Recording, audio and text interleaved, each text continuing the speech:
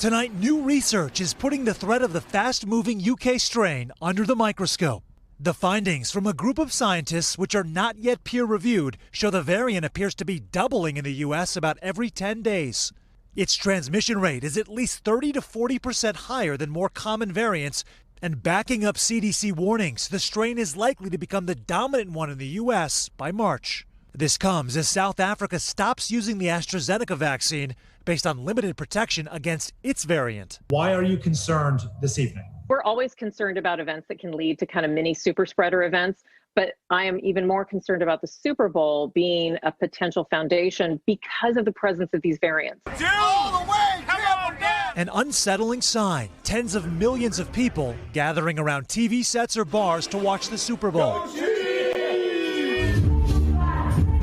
In some cases, rage in nightclubs during the days leading up to the event. But I'm really worried about people partying in bars or people that are back home in crowded events. Hey, let's make sure that everybody we watch the Super Bowl with this year is around to watch it next year. Well, COVID is definitely something to be considered. You got to be safe no matter what. Masking and social distancing critical, even as COVID cases dip nationally. But in Iowa, the governor has abandoned the mask mandate and any limits on public gatherings, prompting this tweet from White House Chief of Staff Ron Klain.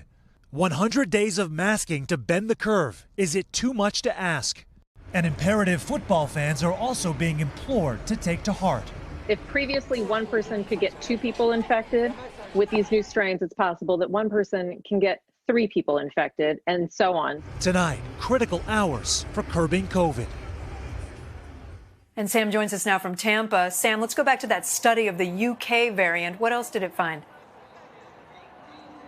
Look, Kate, scientists looked at 500,000 samples and were able to trace the presence of the UK strain back to the United States in late November, which is to say some parts of the country that have been particularly hard hit, like LA County, it might have been the UK variant that was driving it. Kate? Thanks for watching our YouTube channel. Follow today's top stories and breaking news by downloading the NBC News app.